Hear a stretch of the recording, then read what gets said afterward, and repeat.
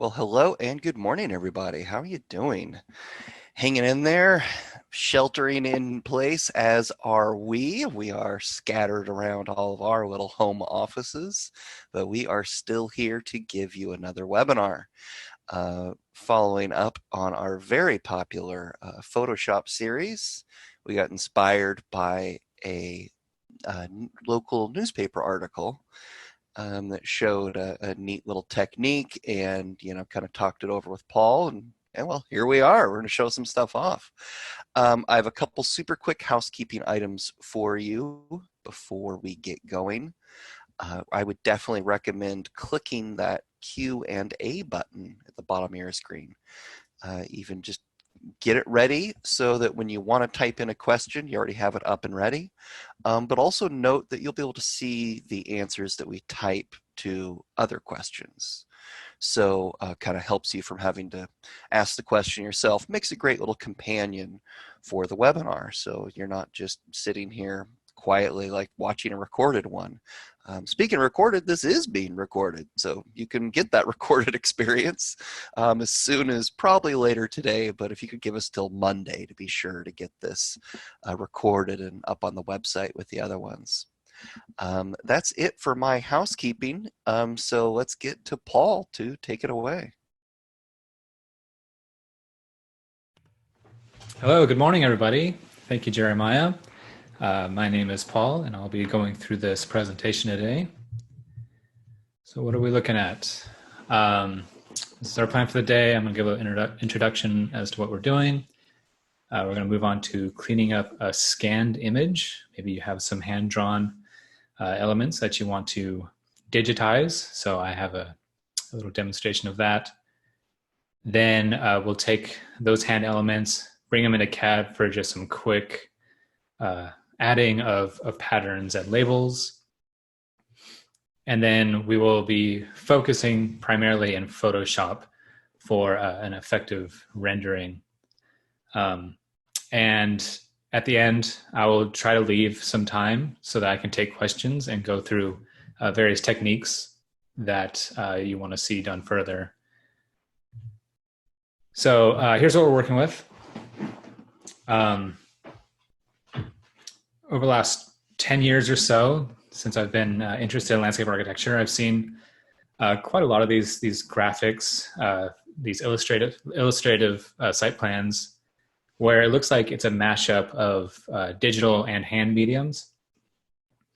And so I wanted to take a stab at creating a plan like this. So I did that, and it did take quite a bit of time. So just be warned that we're not going to be creating this basically from scratch today because it just would take too long. But I'm going to try to break it down into the various important aspects of it and give you some of the techniques that I use to accomplish it. Another thing I wanted to mention up top was that I have done other webinars dealing with Photoshop, and this one is bound to have some of the same information. So if I do repeat some things that I've covered before, just take it as a nice refresher of information. Hopefully, though, I will be covering some new things, and we'll all learn something today. So concerning illustrative site plans, I picked some elements that I feel are important to them. Up top, they seem to be beneficial for conveying your design to a general audience, whether it be a client or up on display for the public to see. These types of plans should be very easy to read and not very technical, just so that a general audience can clearly grasp what's going on. And the goals that I found for this are going to be to label it clearly. Graphically, it doesn't need to be realistic. I'm not going for a photorealistic look, but the graphics should be convincing, meaning that everything should fit together and it should be very easy to see what's going on within the plan. And with that, graphics should be cohesive, meaning that all the elements should fit together to convey your design. So now we're going on to an overview of what we'll be doing. Up top, we're going to take some hand-drawn lines and digitize them. The step requires scanning or taking a decent photo of this hand-drawn element. And then we'll go into Photoshop and we'll clean that up, as you can see in this image. And then in CAD, we're not going to get really into land effects. We're just going to uh, add in some things that CAD makes very easy. And one of those things is labeling your plan. So adding some leaders with some text. And then also I'm going to add some patterns, some hatches to really cut down on the amount of time that you're spending drawing. After we move out of CAD, we will go into Photoshop and we will be adding colors to the library so you can create your own color palette, selecting areas for very quick painting. I can share some resources for finding better brushes for that painting. And then I'll be adding trees and site furnishings, as well as adding textures and shadows to the plan.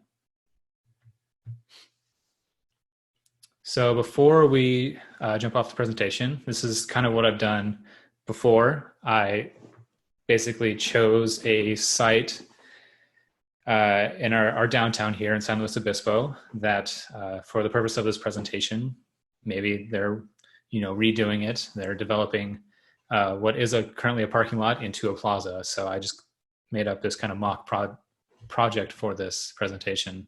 So I grabbed a satellite image just from Google Maps, and I used that as an underlay and then traced a site over it by hand, as you can see here.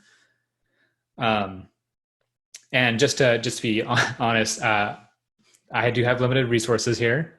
So I didn't actually draw this by hand. I did draw it by hand, but I drew it on my drawing tablet in Photoshop, and then I overlaid it onto Trace and then took a picture of that. So we're still basically working with the same element as a hand-drawn plan, but this is sort of a mock-up of what it would look like.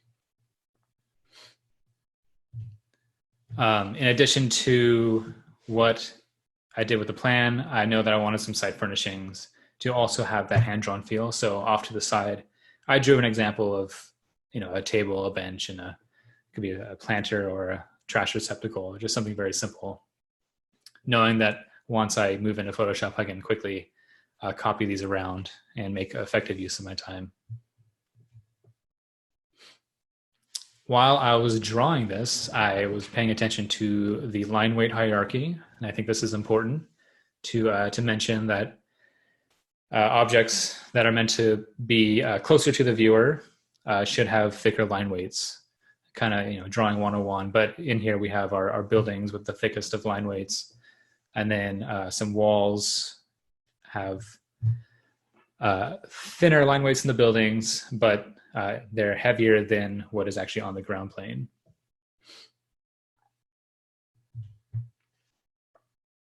And then once I finished drawing this, I took a picture because I don't have a scanner here, but it still works. You just need a little more cleaning up than you would with a scan. Obviously, if you did have a nice high resolution scanner, that would make this job a lot easier and cleaner. But that's okay.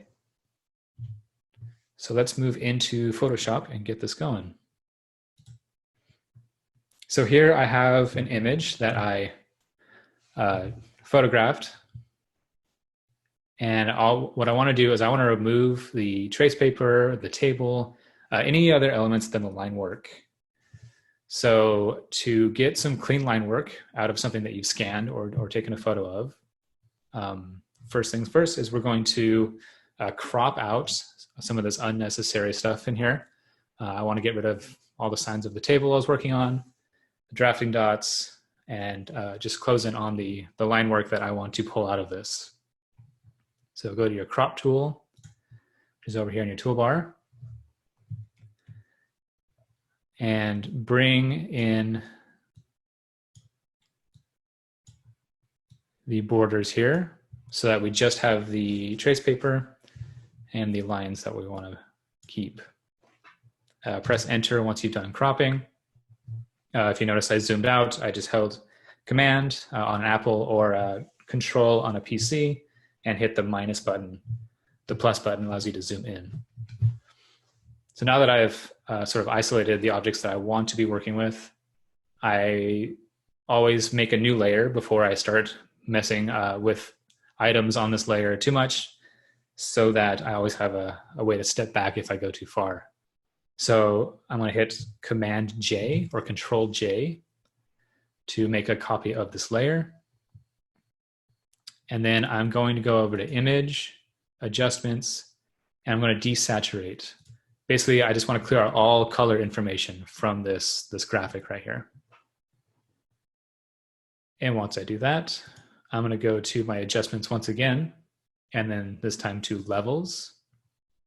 And I basically want to make all of this gray information white. So that's going to be the highlights are going to be this color. So what I can do is I can use the sliders, and as I drag the white slider over, it's going to turn this information into white pixels.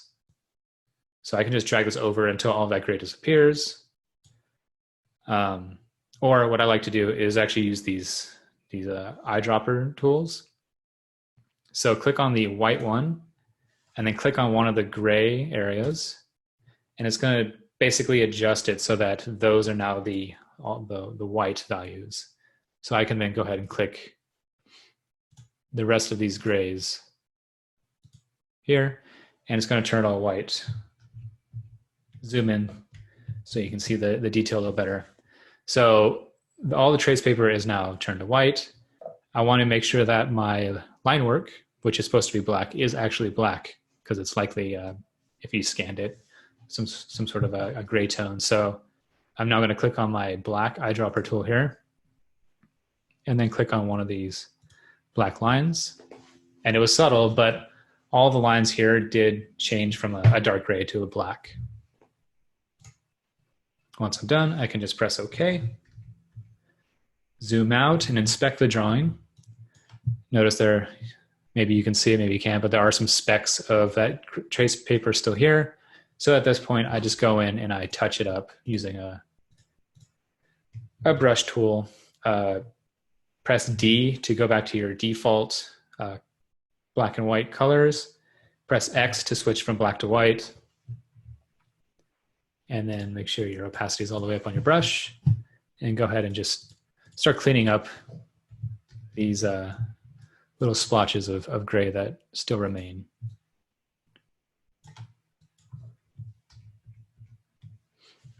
And once you've touched it up, go ahead and save this.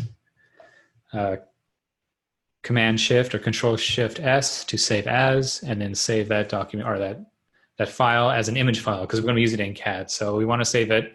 You can save it as a JPEG, but JPEGs do compress the image, so you might lose some of the quality in that compression.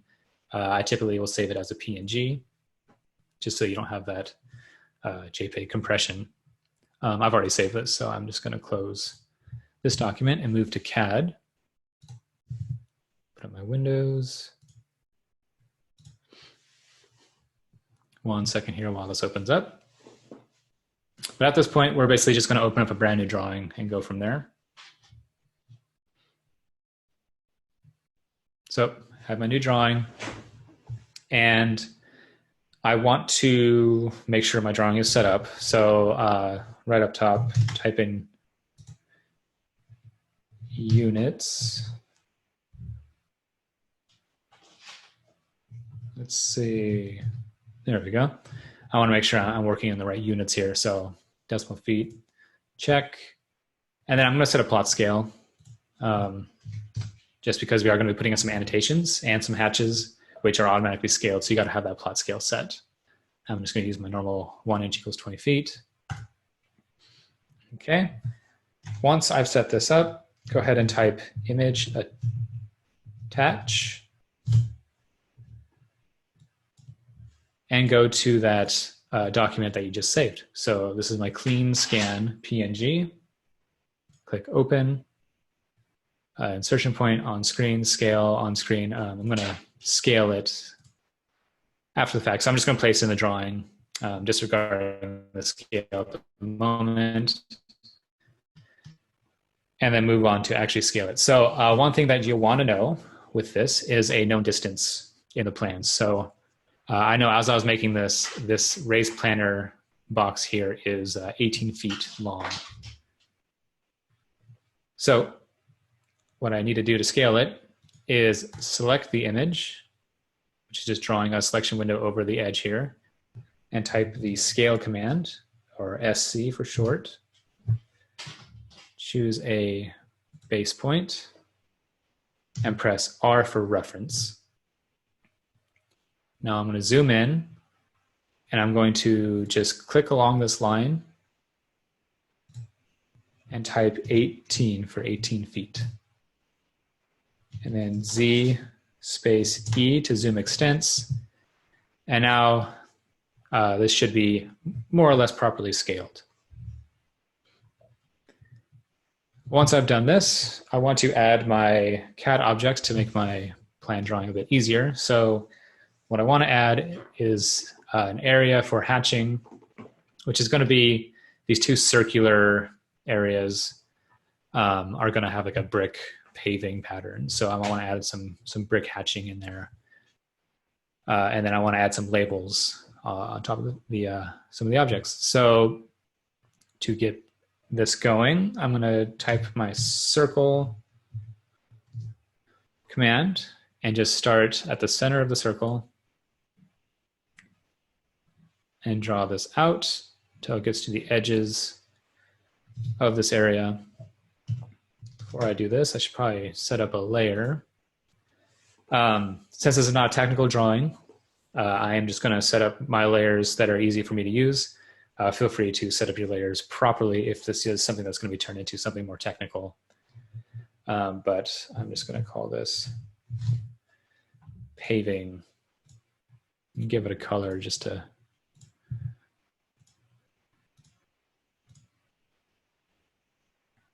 signify it. I'm going to actually no, it's fine. And then continue making your area here. I want to draw another circle area for this portion. I didn't quite get the center, so I'm going to move this. Close enough for this presentation. And then I need to cut out an arc here, it looks like. So I'm going to use my arc tool. Click on one end, click a midpoint, and draw this over. Luckily, these lines that are hand-drawn are pretty thick, so that my edges don't have to be super precise for this. And then I'm going to select my arc, use the trim command, or TR for short, and trim off this circle here. I'm also going to trim off these little legs and join these two elements. And I want this to be one giant area, so I'm also just going to trim the overlap of these circles here and join those. And lastly, for this area, I just want to create a cutout where there will be like a splash pad or a stage and where this building is, so that the pattern doesn't go over those. Although in Photoshop, you can easily just put something on top of those, so you don't have to even go this far. But I will, just to show how it's done. So draw a circle to cut this out. Close enough. Now draw a polyline around the building. C to close a polyline and enter. And now I want to place a hatch pattern here. So I'm going to go to my hatch tool under FX Site and scroll all the way down to the pave herring 45.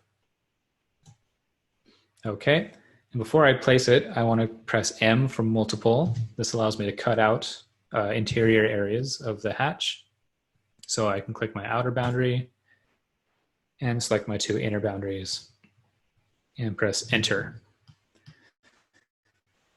And that's how you get a pattern in there. It looks like I did forget to cut out this area, but same process. Once you have your hatches set up, go ahead and move on to calling things out. So if I want to place some text, go to the text manager here. and choose probably call out or call out text or call out light, and then choose M text.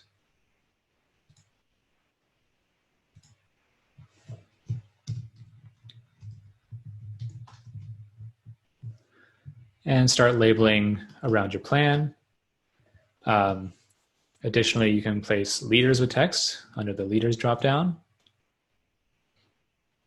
So maybe you want to choose a leader with a mask behind it. Click OK. And then choose your callout style or your text style here. So call out text, keep it consistent. Place your leader. Maybe call this dining patio or whatever you choose to actually call it. You might want to create a layer. I mean, you definitely want to create a layer for your texts because you'll be exporting that from CAD separately. So make sure you put those text objects on a separate layer. And I'm just going to open up a drawing that I've already gone through and finished for these purposes. So as you can see, I have my image on the background. I put it on a separate layer for XREF. I have my pattern area here, and I have my text all on one layer. So when I want to move into Photoshop, I want to export these items separately. So what I've done is I've created a layout. And once I created a layout, I had to set it up, and I gave it a paper size. Arc Expand D, the 36 by 24. And I gave it the LFX plot style and made sure that plot transparency was checked. And then I drew a viewport by typing MV into the command line to make view. And then I drew a window to get a viewport that shows all this. And then I scaled it by double clicking within the viewport and clicked on the scale button and clicked OK. And I set it to the active viewport. So I know that based on the scale that I gave it earlier, it's going to plot out at that scale. So importantly, while we're here, we want to export these items, each as separate PDFs. So what I want to do is create just the labels. So that those will be one layer in Photoshop. I'm going to hide everything except for the labels here in my layer properties manager. And I'm going to type or press Control P to plot. I'm going to click OK.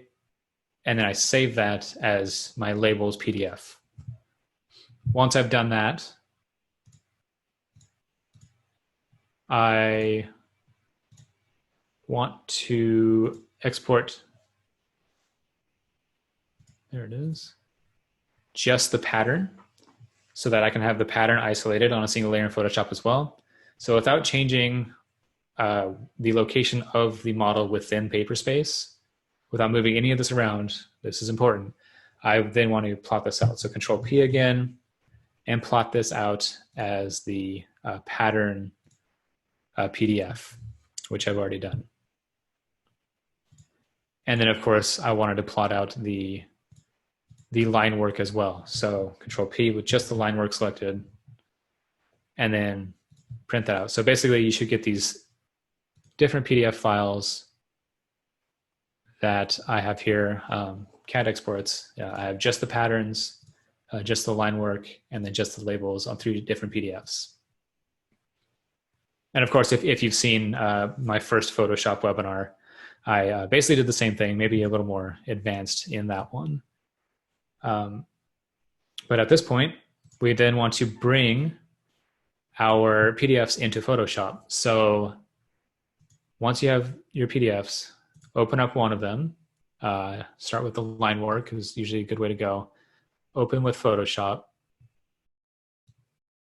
And at this step, you want to make sure that you crop to the media box.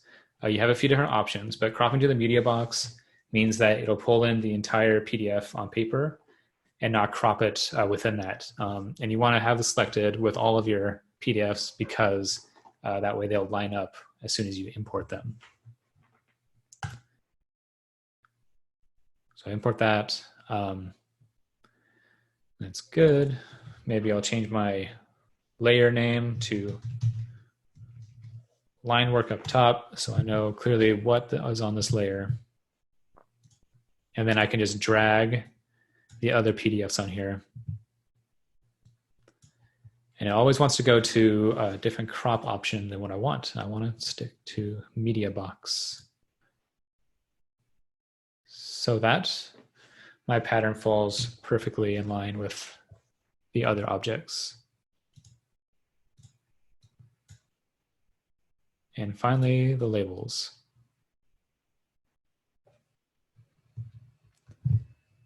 I should take my own advice and change the crop option to media box. Okay, now everything lines up perfectly.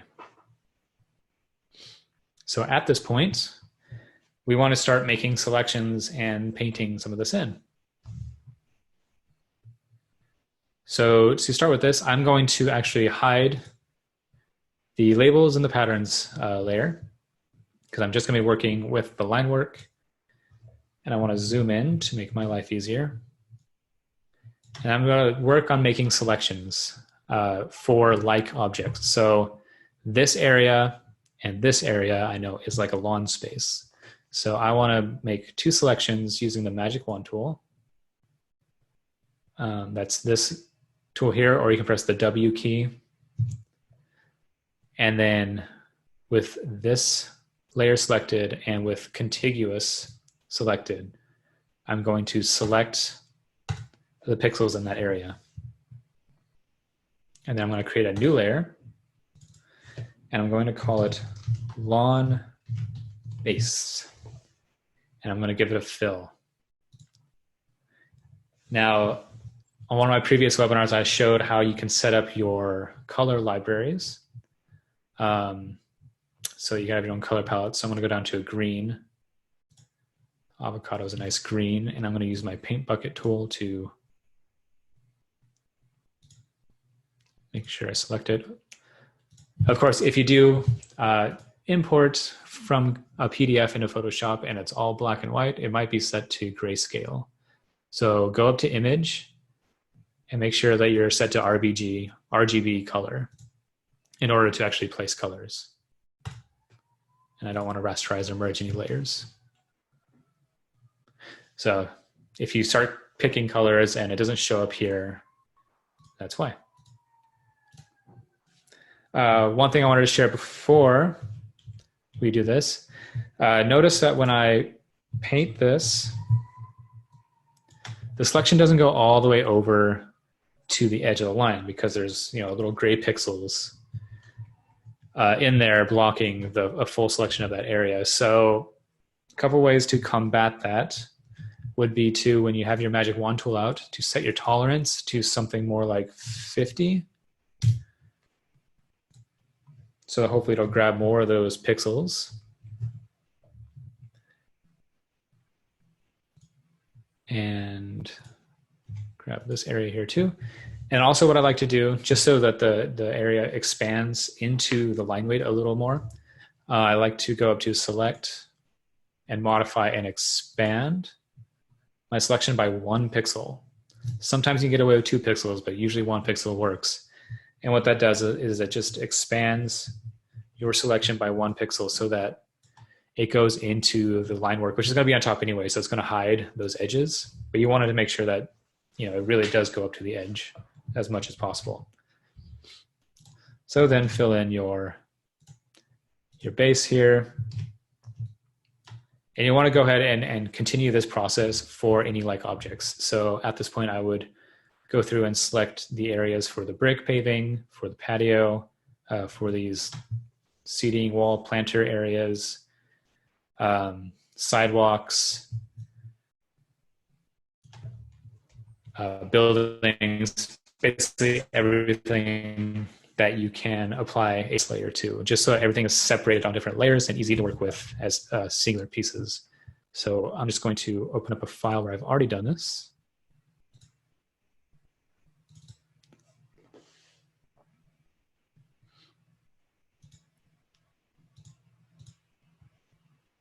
maybe I will hide my patterns.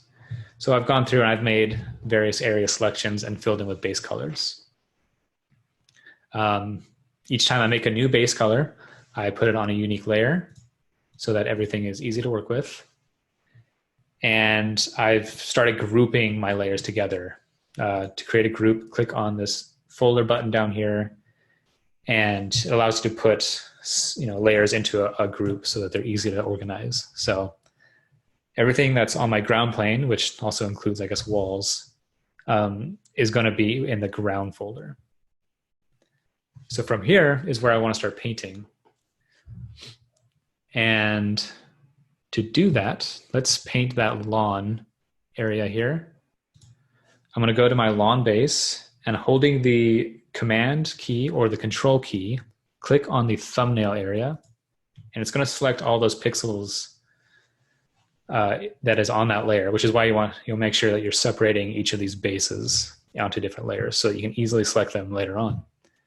And I'm going to create a new layer, and I'm going to start painting.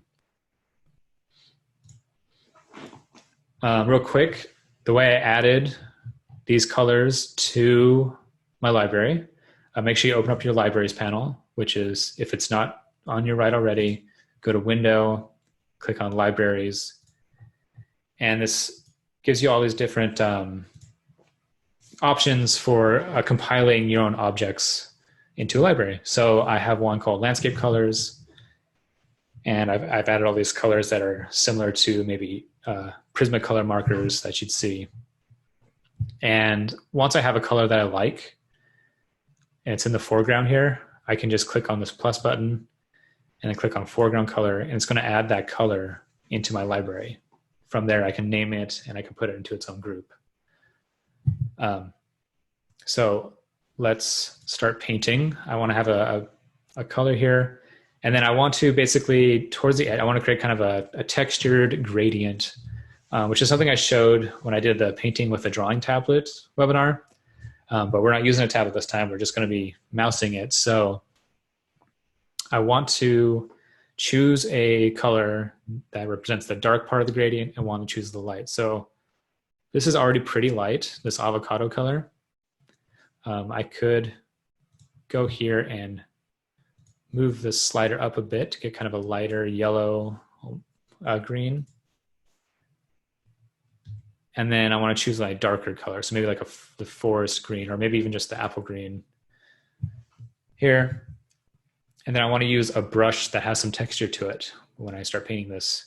To get better brushes than what comes with the program, select your brush tool, go up to the brush drop down here. And so these general brushes are what come with Photoshop. Usually, I mean, there's different versions of Photoshop, and these default brushes kind of change throughout the version, but you kind of have your basic shapes, but you can add all these different brushes and packs to your brush library by going over to this gear icon and clicking on the Get More Brushes option.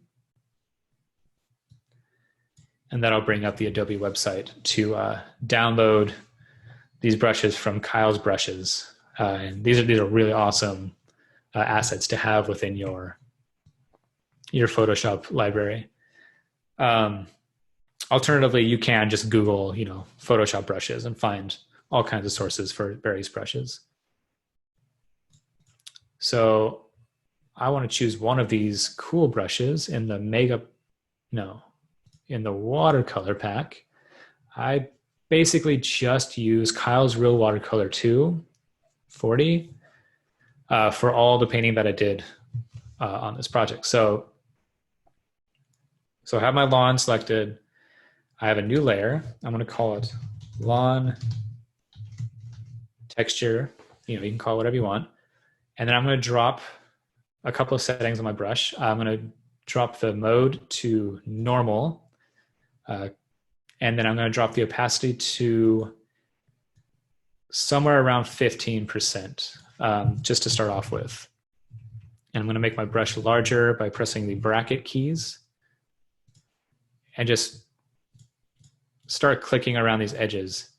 So it's a little abrasive. It's a little too much contrast between the colors already, even at 15% opacity or 17% opacity. So I'm going to kind of go around the edges and define a little bit of a dark area. But then I want to focus on blending these. And to do that effectively, I'll take my eyedropper tool, which is the I key, and I'll select one of these lighter tones. And it's going to give me a green that's between this light green and this dark green. So now I can go back to my brush tool and start clicking in here. And I'm going to be rapid clicking now because I'm just blending it together. I don't know if you can hear the mouse, but I'm clicking furiously to kind of just blend these together and keeping some of that brush texture along with it. And then I want to go to my press X to switch to my light green and maybe just add some lighter colors in there. Just clicking furiously, keeping my opacity at 17%. I typically range between 10 and 25% when I'm doing these kind of blending gradients with the brush tool. And that's basically all I do to get this kind of effect on these areas. Quickly, I want to show the brick paving because I did this with a little extra to show the bricks. So I'm going to select by holding down the Command or Control key, the brick paving base, open a new layer,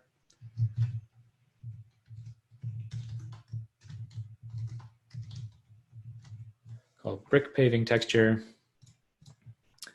And I'm going to go to my libraries, and I know that I want to use these colors that I've already set up.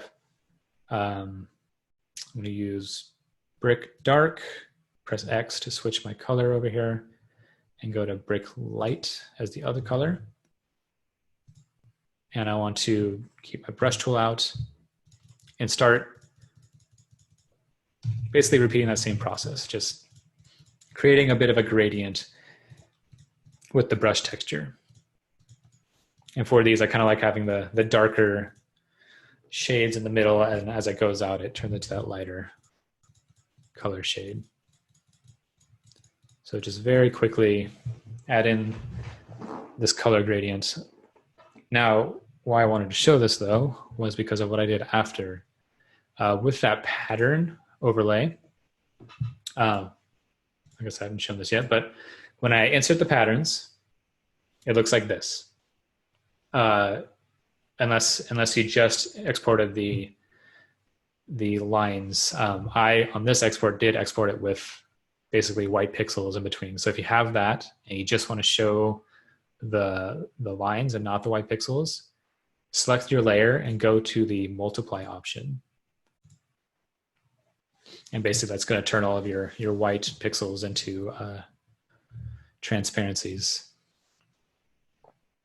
So I switched that to multiply, and I want to now select everything on this layer that's not the black lines.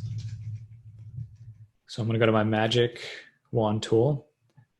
I'm going to unselect contiguous and then select one of these there. But before I do that, because these lines are pretty thin, you know, they're maybe 1-2 pixels wide, and they're not totally black, I want to change my tolerance here to 1. So I'm just selecting the objects between those lines.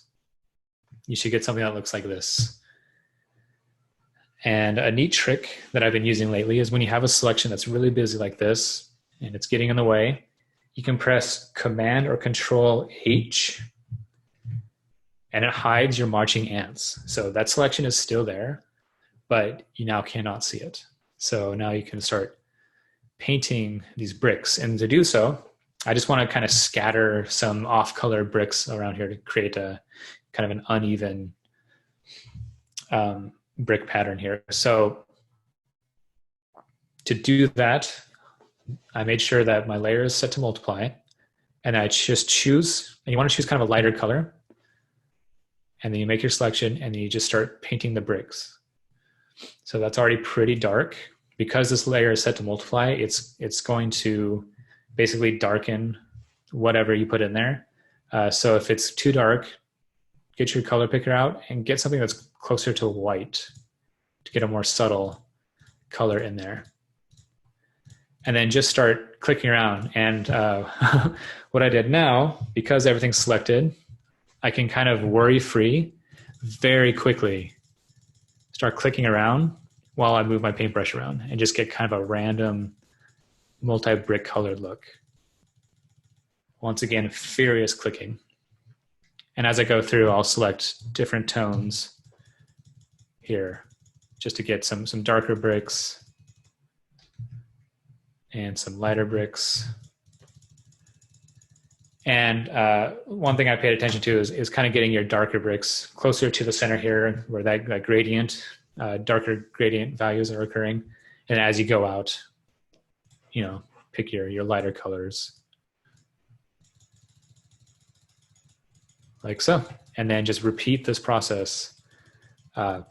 Probably about 5 minutes of furious clicking around these areas will get you a nice brick pattern like that.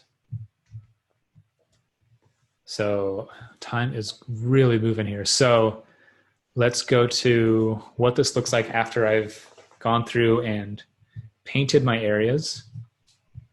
Once again, I don't want labels on. But this is after I made the selections and I made some painting with the texture brushes, and then I've colored a lot of these bricks. Additionally, I painted the buildings and the patio just to make sure I got everything that's within my ground folder here colored. I know that there's going to be trees in these planters here, so I just put a plain kind of grayish brown circle with the paintbrush tool, the regular paintbrush tool for those trees. So at this point, let's add some plants into here. And I'm going with a different style than I've shown before. So let's go over how I made those.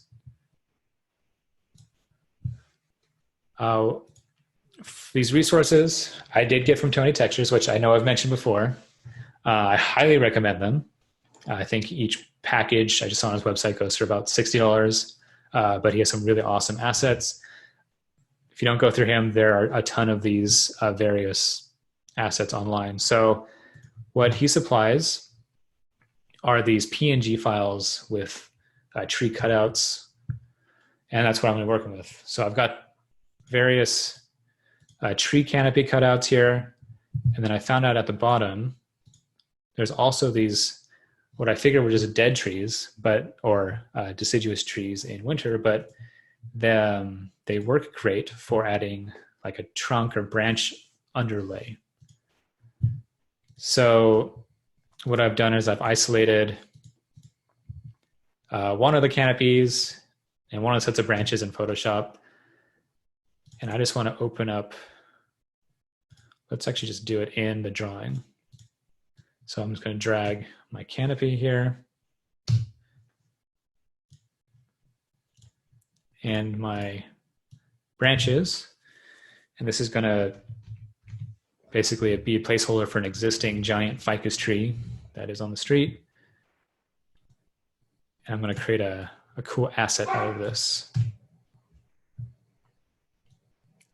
So add your canopy, add the branches, put the branches underneath the canopy in your layer manager.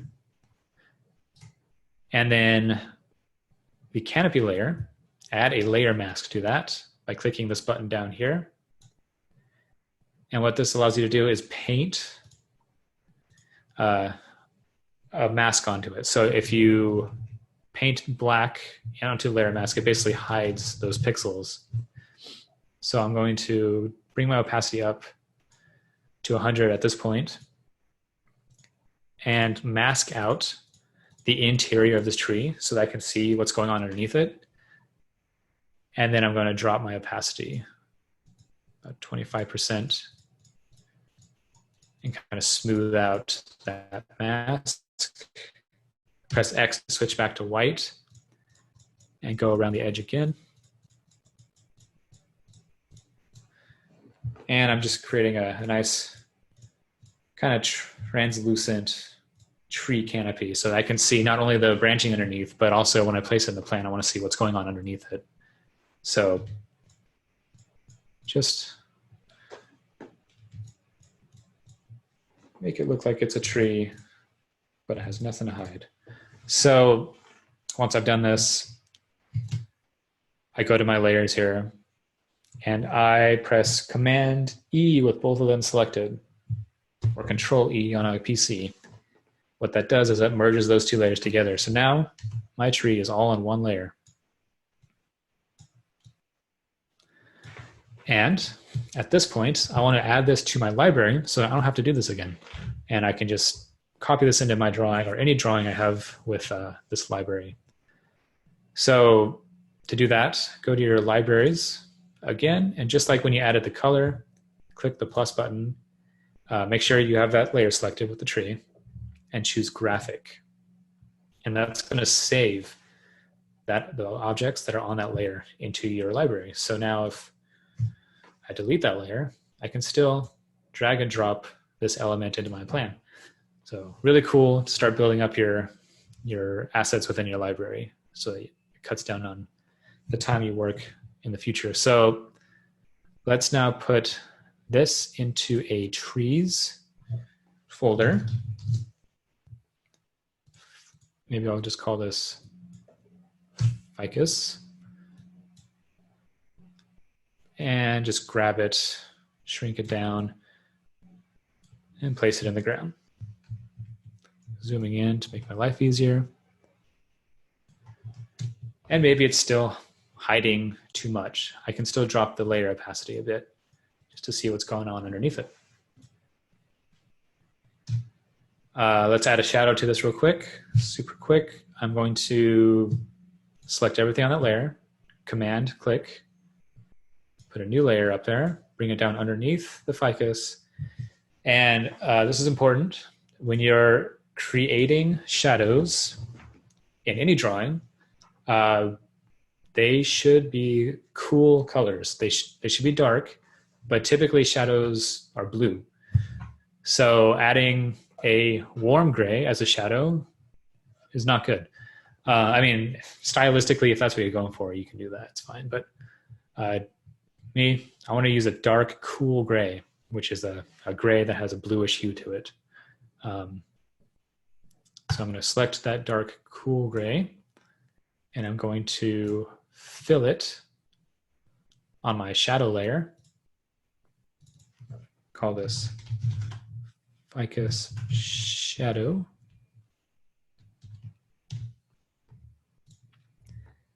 And then I'm going to press V to get out my move tool and drag it down so that it casts the shadow down to the side like that.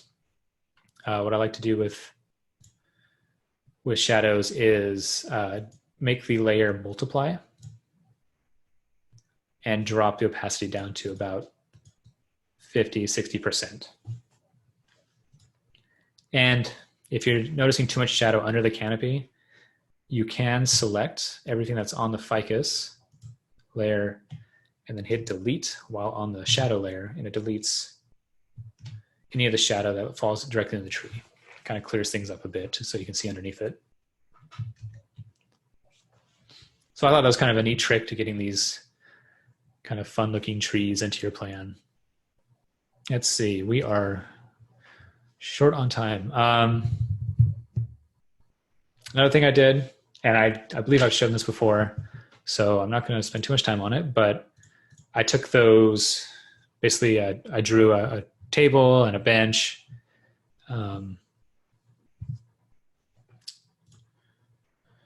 Here, and scan those in, just like I did with my line work.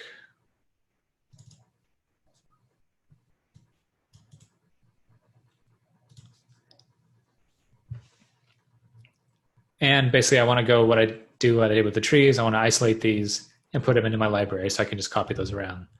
So this is just an image on white. I'm going to create a copy of that layer. I'm going to set it to multiply. That way all the white pixels there are now translucent. Maybe give a layer underneath a different color so it can show this. So basically everything on this layer is translucent if it's white. The black stuff is still there. So I want to then grab the table, make a copy. Oh.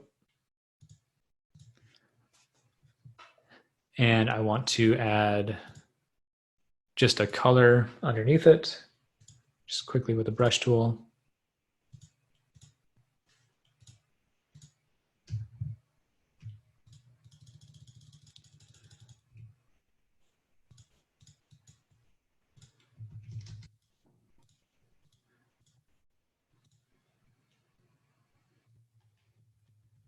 Maybe actually put it on a layer beneath it.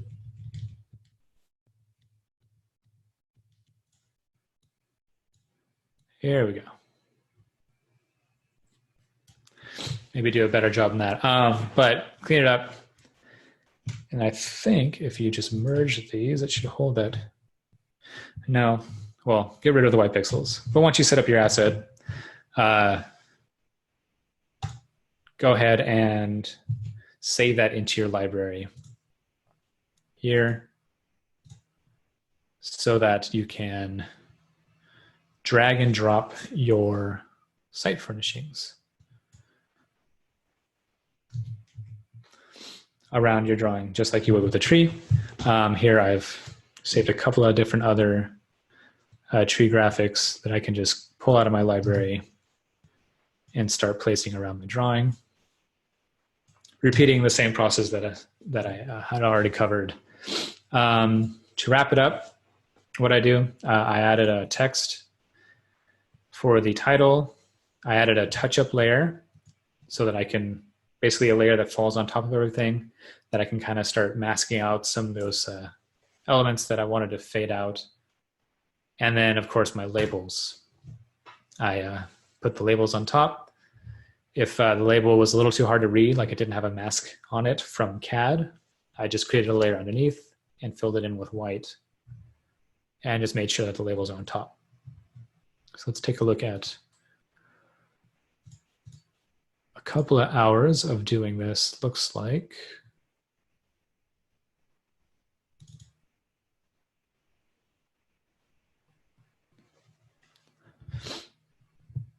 another thing that I did is below the labels and the title, I added just a white fill across the whole thing, called it screen, and I dropped the opacity to about 12. And it just kind of lightens up everything that's in the plan and makes the labels pop out a little more.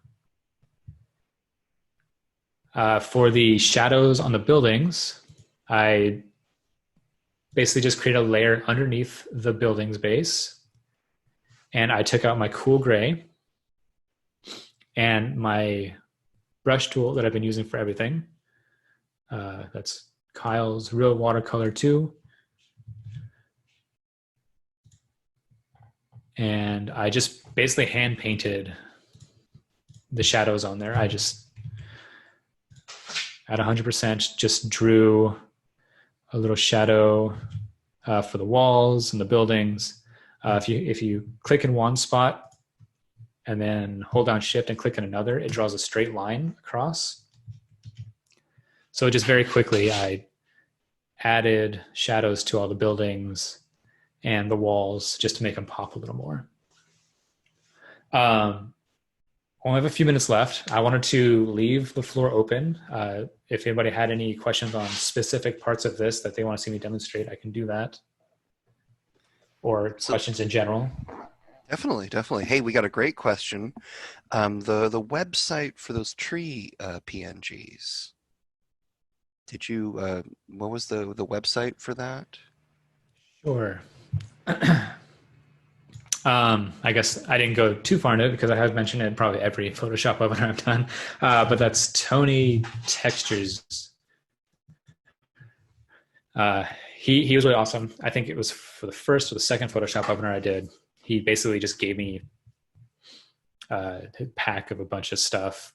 He even has a free pack to use. It's just by giving him a shout out, he allowed me to use pretty much all of his resources. But they have some cool stuff here. Basically, cutouts of trees and plan view, section elevation view, people, all kinds of amenities, cool stuff. And it's mostly PNGs, but there's also Photoshop files and some sort of CAD files.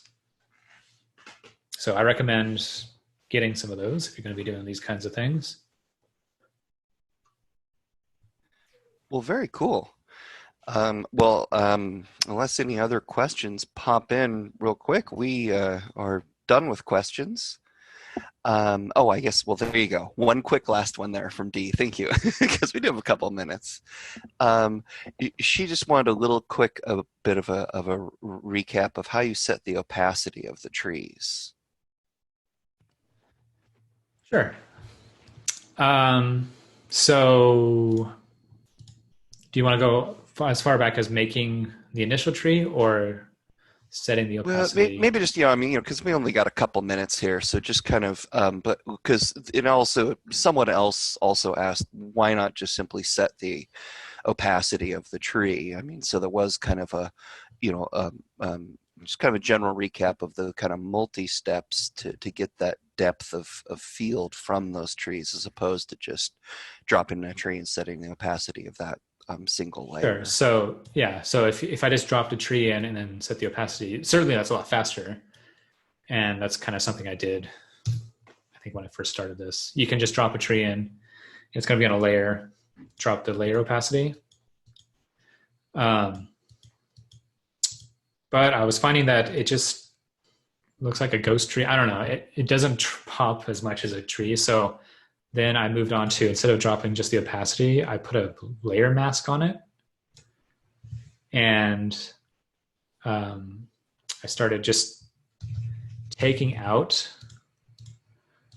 kind of like some of the interior information with a low opacity brush, just to give it kind of a gradient. Alternatively, you can use a radial gradient and do that sort of thing, just so that the edge is a little more defined.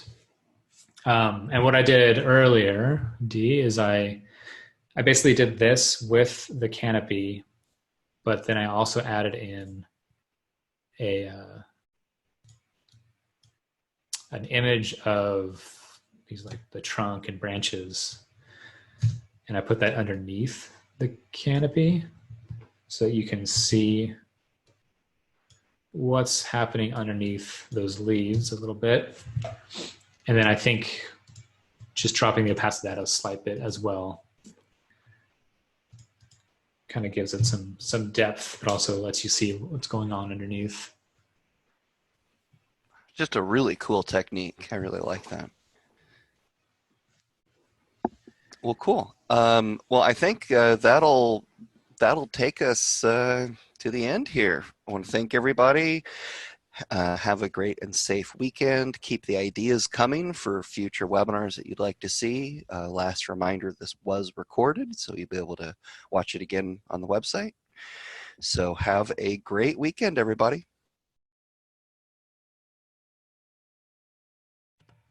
Yes, thank you everybody for attending.